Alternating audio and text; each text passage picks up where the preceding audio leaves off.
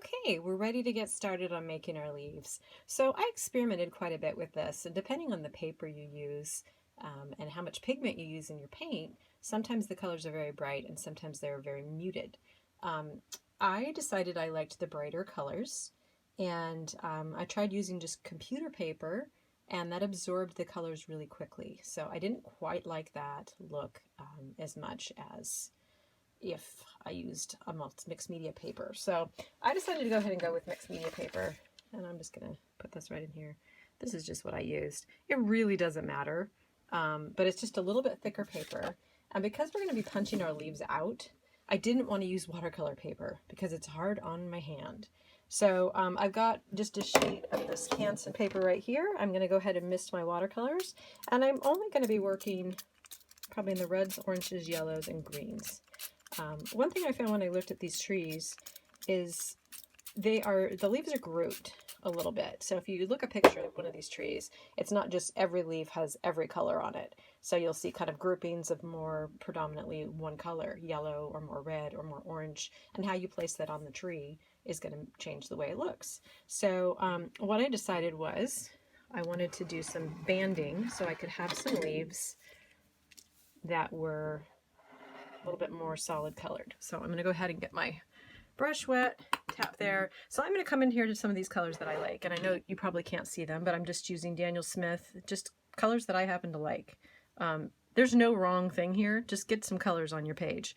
So I'm going to get it really juicy, which means really wet, and I'm going to come in here, and this is almost like a pink, which is not what I intended, but that's okay. I'll mix it in here with this one, and I'm letting these mix and get really rich coloring on them. So you can see, put some in there. Cleaning my brush between, even though just to keep my paints cleaner. And I'm going to come in here now with the reds, and I'm going to go ahead and bring in some oranges. And just in mixing these together, you can see how they run together, and you get a little bit of orange right there anyway. So I'm going to have the yellow and orange that I'm putting in, plus what is mixing with the yellow and the pink and the yellow and the red. So this is cool. I don't really want any white spots because the leaves don't really have white spots on them. So I'm just going to kind of tap and fill this in. So I also want to get in here just to my actual orange to get a little bit different coloring. But you can see these are really pretty fall colors. Again, these are all Daniel Smith paints, but it really doesn't matter. Any vivid watercolor that you have will work just fine. I'm having a lot of pigment on my brush, because you know watercolor, when it dries always lighter than what you see. So right now I think this is perfect. I know it's going to dry lighter, so I'm going to keep adding. No point in adding right now where it's already wet. I could drip in a little bit of color if I wanted to. I could come over here, get a little bit, and drip it in. But what you really do is risk pulling color up when it's this wet. So for the most part, I'm just going to let this dry. And when I looked at these trees, I noticed that there's still quite a lot of leaves that have green on them. So I'm going to come down here, and I'm going to get some greens. I got a couple different greens I want to use here. And I'm going to let these mix in with the oranges a little bit. It's going to make a little bit of a muddy color, so I don't want a lot of mixing.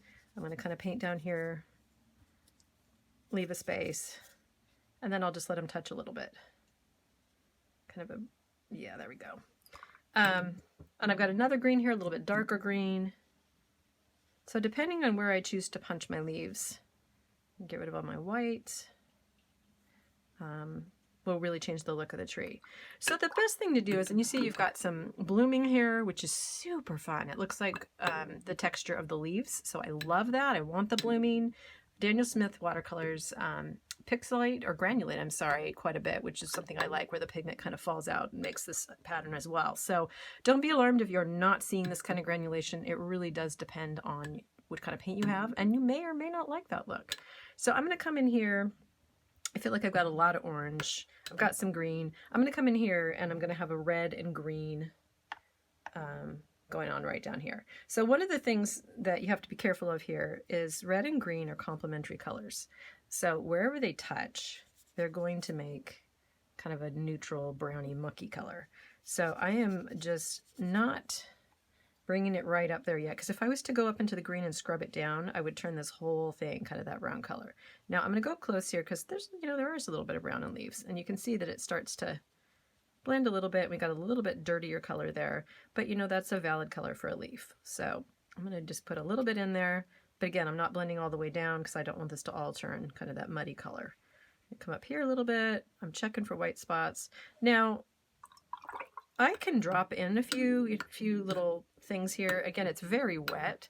I actually have a humongous puddle in the middle here. So what I might do is I might tip it a little bit. Just kind of, because it makes some interesting patterns too. That's the thing. Just have fun with this. I mean, this is play. This is, you know, every leaf will look different. See, I love what this is doing. I love the different textures on this. Now my top is pretty dry. I'm feeling like it's a little faint in color. So since the top is pretty dry, I'm actually going to come back in here. I'm going to do a glaze, which is just another layer of the same color on top after it's dry. And that'll make for a richer color. So I'm coming in here with my red, and you can see the difference here. I'm going to put that on top. Nice and juicy paints. I feel like my orange is a little pale too. And look at the bleed on this. This is just fabulous. These are going to make fabulous leaves. So I'm going to come in here now and get a little bit more of this orange, which I think is kind of pale. I'm just going to, it's pretty dry there. I'm just going to slap this on here. Now you want to make sure you're doing this on a table that is either protected or you don't care too much about, because this thinner paper, this mixed media paper, when you're putting this much water on it, kind of turns soupy. And again, I'm not just dumping water on this. I'm being careful about where I set colors down. So let's get a little more yellow. Okay, and really it needs to dry now. So I'm going to go ahead and take a pause here. I want some of these hard lines out of here, but I'm going to go ahead and put this on pause and maybe put my fan on this and give this a chance to dry as I splotch out my little white spots. And I can't help it. I love it. It's super fun. This should be totally non-stressful. The only thing that you might want to consider is the banding, so I can have some leaves that are more predominantly red, more green, more orange, instead of just having to be a complete hodgepodge. And I'm being careful about what colors mix, so I don't end up with a big piece of brown muted paper. Okay, so let's let this dry and see what we get. Right, this is dry now. It took quite a bit of time, but I'm really happy with it. I like the bright colors. I like the variation. These little edges, you know, that came up are going to look great on leaves. So I have this punch, and a punch is not necessary for this part of the project. I happen to have it, and I think it's fun to play with. You can cut out leaf shapes. You can go more abstract, and you can actually just rip different sections and make like a collage that way. But I'm going to go ahead and use this punch for those of you that have punches that are interested in doing this. Couple things. One, normally we would take it and we would insert it and punch it like this. When I'm doing a project like this, I actually like to turn it upside down because I can see exactly how my leaf pattern is going to fall. So I can see what I'm getting on each leaf. So that's my first thing. And then sometimes after punching a little bit, it can be a bit hard on your hand. I'll show you. I'll go ahead and do one. If you end up having any with white spots, you can always paint them in. But let's just say I'm going to go with that one right there. I'm going to push down. Okay, so here's my first leaf. You take a look there. And that, I mean, the texture and the color on that is so much fun. So this is one of my favorite parts. So I'm going to go ahead and just kind of pick through. I'm going to do some more solid colored ones. I'm going to definitely catch some on the edges so I get this color shift. And go ahead and do that. If your punch starts to gum up after a while, it gets tired, you can actually take a piece of foil, just regular foil you use for cooking, and insert it in there and do some punching. And that actually helps sharpen and tighten up the punch a little bit, so it works a little bit better. So I'm not going to make you guys watch me punch all these leaves. Let me go punch, and then I'll come back with what I have. Okay, have fun. One little trick I wanted to show you guys is, you know, you can only go around the edges with the punch. You can't get into that middle section. So when I've done kind of this area and I've kind of specifically picked out patterns, I'll come in with my scissors and I will just cut away just to expose a new edge. So, okay. Back to punching. I got all my leaves punched out here, and probably more than I need, but I was having fun doing it. So you can see the variety. I've kind of grouped them by color a little bit. So the ones that are predominantly red, I've got over here, more the green and the orange, and separate these out. And all I'm going to do with these right now is just kind of pull them aside.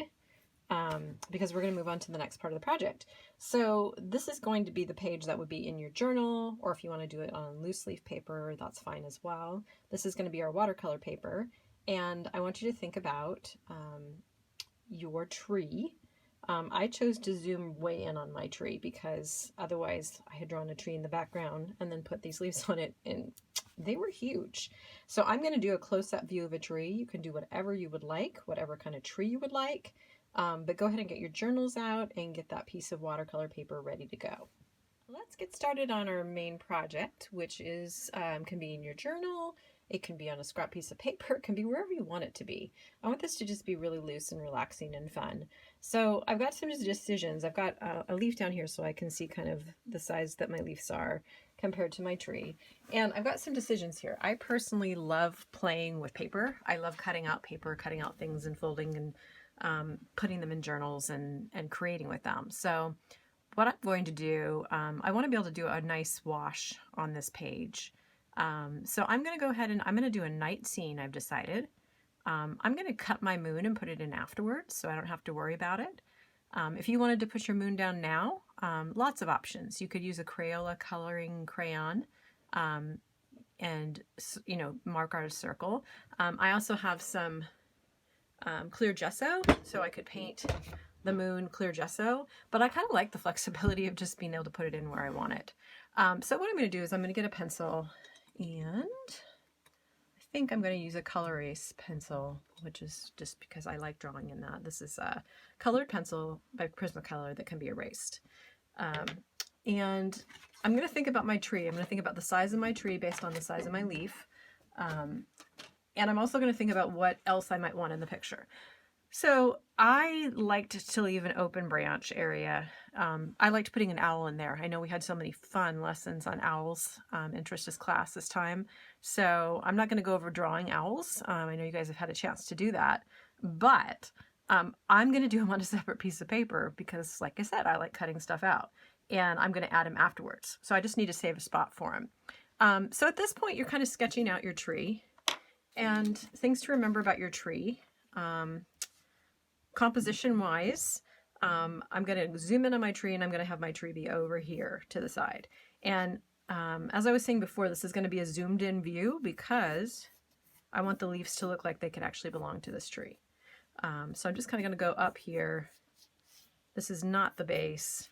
And I'm going to do some branches and things to remember. I mean, you can have your tree look any way you want, but if you're trying to have a little bit of realism, things to remember would be that your branches would taper. So they start bigger. And I don't know if you can see this, guys, sort of. I'm going to draw a little darker than I normally would. Okay, so I'm just going to come in here. I've decided I'm going to leave this area open because I want to put an owl in there. I'm going to put some branches going up here. And one of the things that I was reading about trees, which was interesting, was they don't really usually do a junction where there's three right across from each other. So, well, I'll show you. They wouldn't do one here and one here. It would be staggered. That's what a tree looks like more in life. So I'm not going to go right across from that. I'm going to come down here. And my tree is pretty stiff. What I suggest is that you get out a picture of whatever kind of tree you're drawing and just enjoy adding some curves, adding some branches. We're going to put our leaves down on this. So yeah, that's kind of a simple looking tree. And if I wanted, I could just keep going kind of like this. Okay, so that's my tree right now. At this point, I have to think about if I want to put anything else on. I'm going to add an owl. I'm thinking I might want to add some pumpkins, and I kind of want to add them afterwards because I'm going to be gluing down the moon, gluing down the owl, and gluing down the pumpkins. But at this point, if you're not into that and you don't want the bulkiness and you don't want to take the time to do that, go in here and sketch in whatever else you want. So if I was going to put my owl in, I'd probably put him in this open space right here. If I was going to put a moon in, I'd block that out up there, maybe use some clear gesso, even a white acrylic paint if I wanted to. If I was going to put my pumpkins in, I'd probably save a space right there. I'd get all that drawn in. but I'm not going to do that. So please feel free to do whatever works best for you. At this point, I'm going to stay very basic here. It's going to be a little bit easier for me to do a wash and not have to fight. I mean, I'm going to be kind of sloppy over these branches because they're mostly colored anyway. So I'm going to go down with my wash and then I'll darken the branches afterwards. Like I said, I'm going to do a night scene. Let's see how this looks. A little big, but I like it. I'm going to do a night scene, and I actually want some stars too. So for stars, lots of options for stars. Same sort of thing as the moon. What I'm going to do is I have this pen that I love. Let's see. It's called a glaze pen. And it's missing from my desktop right now, probably because I just used it for something else. Let's see. There it is. Okay, so it's a clear glaze pen by... who makes these? Jelly Roll? So I really like these pens. And it's easy to go ahead and just put in stars. You have to get it in just the right light to see where they are. I kind of have to move my head around to see where it's actually going to make sure it's actually putting something down. So I may pick this up and I'll turn it. And if you get it in the right light, the right angle, you can see that you're putting down marks. So I'm just going to go ahead and I'm just going to put some star shapes in wherever I want. So this is going to create a resist. So when I'm doing my dark colored wash, these little guys are going to pop out. Okay. I don't know where they are. And again, tip your paper, let the light hit them, kind of wiggle it around. I'm thinking about where my pumpkin's going to be, where my moon's going to be, where my owls are going to be. I'm not going to do a ton of stars. I might do one more here because I like stars and they're pretty. You want to make sure that these dry before you start applying paint because they will just kind of smear all over the place and be gone. So at this point, I'm going to let these dry and I'm going to start thinking about the texture of my tree. There's lots of things to consider with your tree. Some of it's going to depend on what kind of tree you have. So whatever you're painting, it'd be great to have a reference up of it. So you can see what the bark looks like, what the patterns look like, how the branches come off the base of the tree or the trunk. So for me, I think what I'm going to do is I'm going to get a permanent black pen, any permanent black pen, and I'm just going to go ahead and put some texture in where I want it. So I have, let's see what I have here. I don't know what this is. A platinum carbon ink pen. It can be any black pen that has permanent ink. And I'm going to go in and I'm going to think about where, you know, my tree trunk is. I'm putting some lines here. As they get closer to the edge, they're going to get a little closer together because that gives the illusion of the tree rounding a little bit. So I'm going to put my bigger ones here. I like knots in trees. I think they're fun. Really loose on this. This is just for fun. And then I'm going to come down here. We'll have to see how well this shows up under the under the paint. So I'm just going to do a couple here. Okay, I could put a little animal in there. I could do whatever I want with that. And I'm going to just bring some strokes just to add a little texture. All kinds of texture. Look at your tree trunk. Tree trunks have amazing texture. So depending on how detailed you want to get, you can do quite a bit of work here. I'm going to stay really loose. So make sure you guys can see this. There's my tree trunk. I probably will, because I drew so dark for you guys to see, I'm now going to erase, not with that eraser, I'm going to erase and lighten up some of this color race. So you can see it comes off pretty well. I'm just doing a quick over to lighten it a little bit because it will show up through the watercolor if I don't do that. It may show up anyway. Okay, so here, lightening that up. And then to think about, you know, there's so many rich browns and whites and golds in tree trunks. So whatever you want to do. And maybe you have a tree with a special kind of trunk. So I've actually switched to a smaller brush. This is a round 10. But you can see, take a look at the brush tip, what I'm using. I just like a little bit smaller, but if I'm going to do, or when I'm going to do the wash, which I'll do first, I'm probably going to bring in a bigger brush so that it goes a little bit quicker. So I'm going to go back to this brush, which I was using earlier, which is also round, and it is a 16. So I'm not going to be too precious here about this. I'm going to go ahead with a dark color, and I'm just picking, I'm going to have a little bit of purple in my sky. The colors I'm using are both Daniel Smith, a neutral tint, and a lunar blue. I might also throw in some moon glow. Anything you want for your night sky is great. So I just want to kind of play. I'm going to go in here, and I'm keeping this really, really loose and juicy because I want to have it kind of flow down the page. Depending on how dark you want your night scene, you may have to do some other layers. You may have to glaze because, you know, watercolor doesn't usually get that dark. So you can see I'm kind of just going over my branches. I hope I'm staying in the frame here, guys. Really juicy and wet. I'm going to throw in some of the purple now just because I think it's cool. And as you play with this, you'll see, depending, and you can see my stars starting to pop out here. As you play with this, you'll see that depending on how much you work it and how much paint you put on it, it, you know, starts to pick up paint, it starts to move. But this is supposed to be super loose, so I'm not concerned. Just whatever it does, it does. I'm just going to have to decide, you know, like this area in here is a little light for me, especially under the tree branch. And I will probably let that dry and then come back in and maybe darken. But because I don't have my owl on here, because I have no leaves on here, I don't have to be so careful with my painting. And I just like that. I enjoy just being able to slop it on there. So there's some cool stuff going on here. I need to let this dry, which is something I'm really struggling with. And I end up removing paint sometimes instead of laying it. Okay, and I don't care that much about running the tree trunk paint running into the sky. So I'm going to come over here and I'm doing a maple. So I'm going to go for some brown bark, just using some Daniel Smith. I'm going to maybe use a little burnt umber. I may mix in a little burnt sienna. I'm just going to go for it. I'm not going to do the branches right now because this is pretty wet, but I am going to work on the trunk and just kind of see what happens. Lots of times you just learn by experimenting. You know, and I love Bob Ross, and he talks about happy mistakes, and really you have to just try it, because sometimes some of my favorite things that I come up with were an accident. So some paint here. Okay.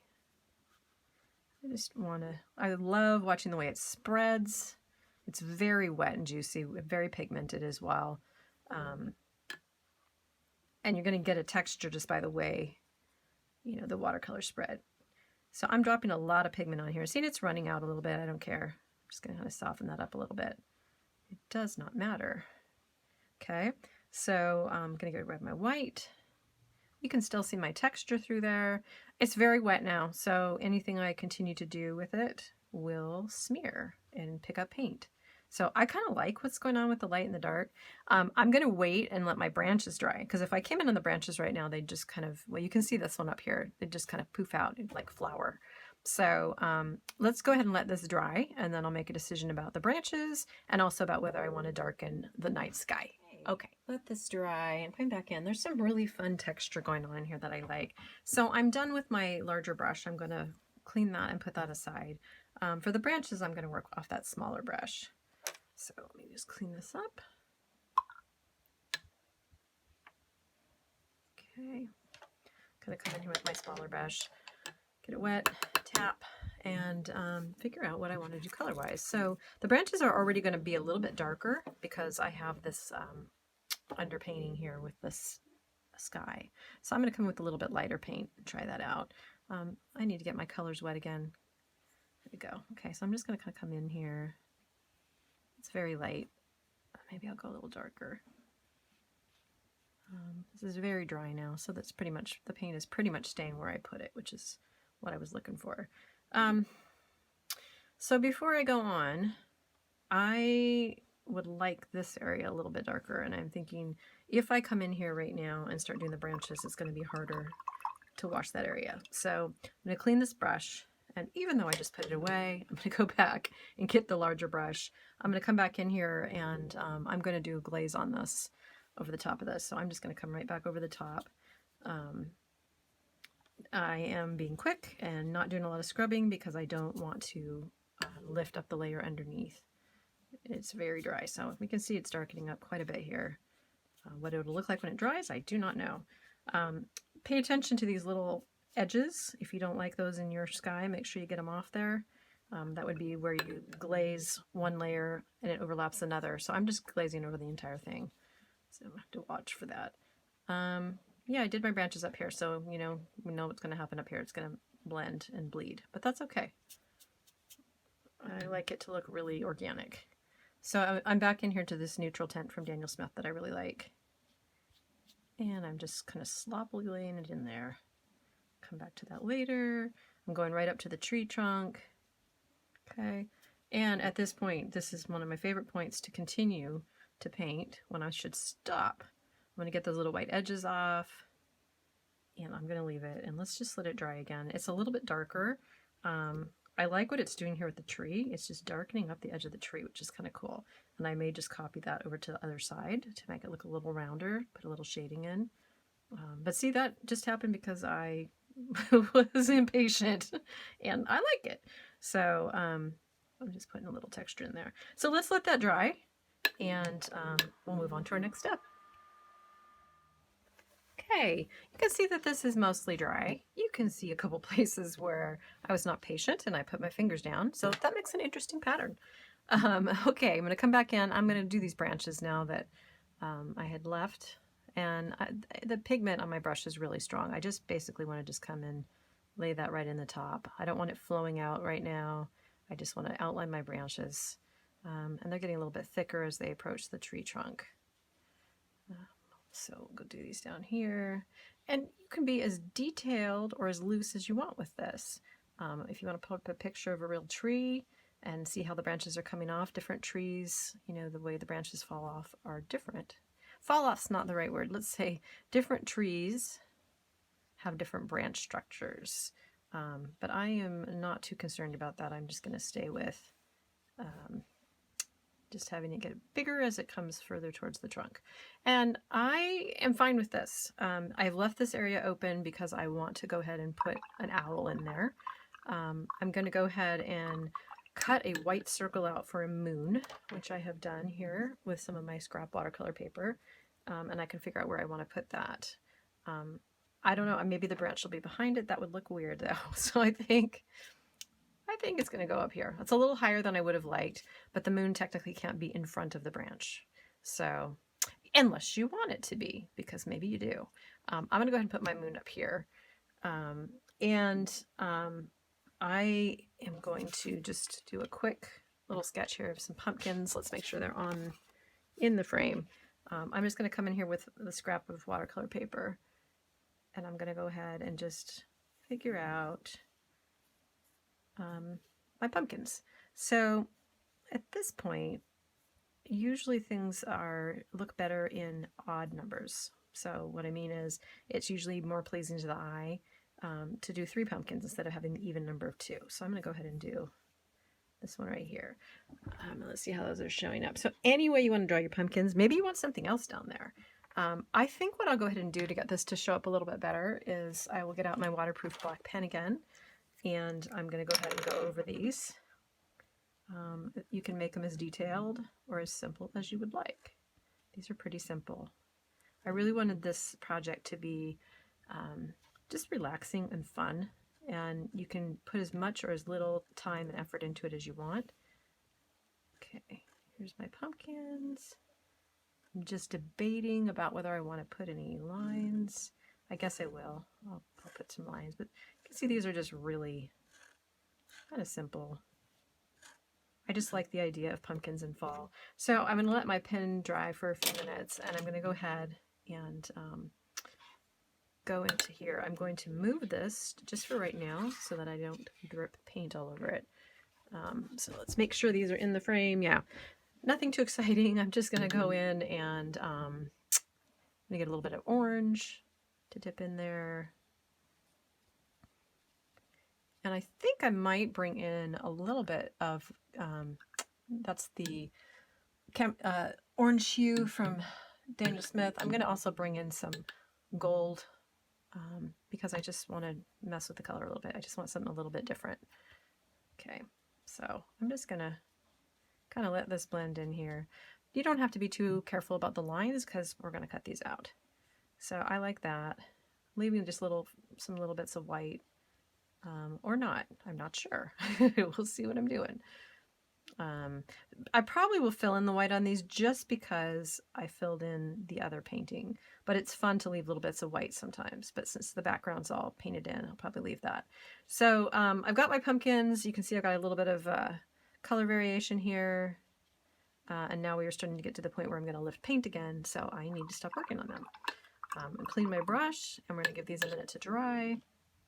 And I'm going to think about my stem colors. I think I'm going to go with a much smaller brush for my stems. Let's see what I've got over here. I like really small brushes because I like to do detail work. Okay, so I have a 4 round, which I'm going to dry out. Now I have to be careful not to touch the orange here because the orange and the green will just kind of explode into each other. But I'm impatient, so I'm going to do it anyway. I'm going to come in here with another, just a Daniel Smith green, and drop that in.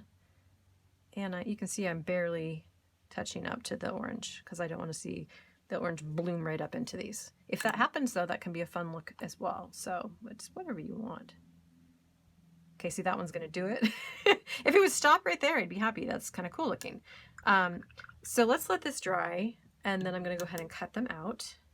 I have also, as I was saying earlier, there's lots of great lessons on owls in Trista's classroom. So I am not going to go through drawing an owl, but I did draw this little guy. And I looked up kind of what was possibly in our area, since I'm doing a maple tree from our area, the Pacific Northwest coast. I wanted an owl that I could, put in here that would be from our area. This is a little rare. It's a snowy owl, and it usually doesn't come south as far as Washington State, but it does sometimes. And I really like the snowy owl because I liked the contrast of the white owl against the black background. So I've got my owl, I've got my pumpkins, I've got my moon. I'm going to go ahead and let these dry, and then I'll cut them out, and then we can talk about getting out a glue stick or some other glue down device that you want to use, and we'll start laying on our leaves and putting the scene together. Okay, see you soon. Okay, I think everything's dry now, and this is also that is the part that I really, really love, and that's the assembly part. So I've got my pumpkins down here.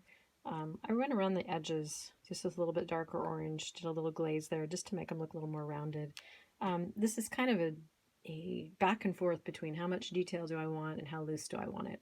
And everybody's picture is going to look different based on, your personal style and what you enjoy. Also, what kind of mood you're in. Sometimes I'm in the mood for, every little detail, and other times I am not. So I've got just a regular glue stick here. I'm going to go ahead and put some glue on the back, figure out where I want to put this. One thing that you could do if you wanted more of a 3D look, you could get some of those little foam stickers and put that on, and that would give it more of a raised look. But I'm just going to go with this. I'm going to ground my pumpkins by putting them down here. And I'm going to put my moon on against some glue. And we'll do that. Okay. My moon, I might choose, just because I like to be difficult sometimes, to cover a little bit of that branch and actually poke that branch up in front of the moon with some paint. We'll see. And then I've got my owl, and I'm going to figure out where my owl's going to go so that I have room to start putting my leaves on. Okay, so he's going to sit right there. He, she, right there. Okay, and I like the contrast of the owl. It really stands out. So a few little touches that I'm going to do here. I'm going to come back in with this small brush. I want just a little bit of a shadow on my moon. So I'm going to come in here and kind of round it up a little bit on one side. And I'm just using the purple. None of this is necessary. So certainly if you don't want to do this, don't do this. Okay. And I'm going to come in here with a little brown. I like things to be layered. I just do. So I spend more time with, trying to layer things. Now see, that's going to probably just bleed all over the place. It doesn't look as good as I wanted. And guess what? I can just get rid of it. Okay. So it's gone now pretty much. All right. So I've got a little shadow in my moon. If I want to come back in with a little more dark purple, the owl, I'm going to go right underneath the owl onto the tree trunk, because he's going to have a little shadow. The moon light is coming this way, so he's going to have a little shadow going this way. barely see it. Pumpkins, little shadow going for them as well. So we'll just put them on the ground, just playing with purple. And I'm just loosely applying it everywhere. I might even use them on the pumpkins. It's just a matter of what you like, you know, and there's no wrong way. Okay, so there's my owl, there's my shadows. Now, this part is super fun. All the little leaves that we have, right? We're going to come in here. Let me make sure everything's on the screen. Because I enjoy folding and I enjoy paper texture and paper art, I'm actually going to fold these. And I'm going to fold them just to give them more of a 3D look. So I'm actually going to match them up and go in half. I'm basically following the veins of the leaf. And then I'm going to fold these little sections here. Totally optional, but whatever kind of leaves you have, you can add quite a bit of texture and variation just by adding a little bit of fold. So what I'm going to do now is I'm going to pull up a picture of a maple tree that is changing colors, and I'm noticing the grouping of the leaves. So I'm going to fold up all my leaves, rearrange them, and it seems like the tree I'm looking at has kind of a cluster of green that goes into some yellow that goes into some red. If you want to mix them all up, go for it. I'm just kind of wanting to show that gradual look of transition. So I'm going to go ahead and not make you watch me fold all these leaves. I'll come back and show you what we ended up with. Okay, thanks. So I went ahead and I didn't use nearly all of my leaves, but it was fun to be able to pick through them. Got kind of green going into the orange, going into the red. Got some leaves falling, and again, I'm into the layering, so I decided to just shove this leaf behind this pumpkin. And for my little deal up here, I'm going to put the leaf in front of the moon, because then I don't have to worry about that branch at all. So I hope you had fun with this. There are many, many more things you can do to it. I like that these leaves are falling. I would maybe come in with my black pen. Because I like the texture, I might go ahead and just outline these branches. But really, it's done when you say it's done. I love to see what you guys created, so please put it in the classroom. I would really enjoy seeing your pictures, and they're all going to look so different. Thank you for joining me today, and I hope to see you again soon. Thanks.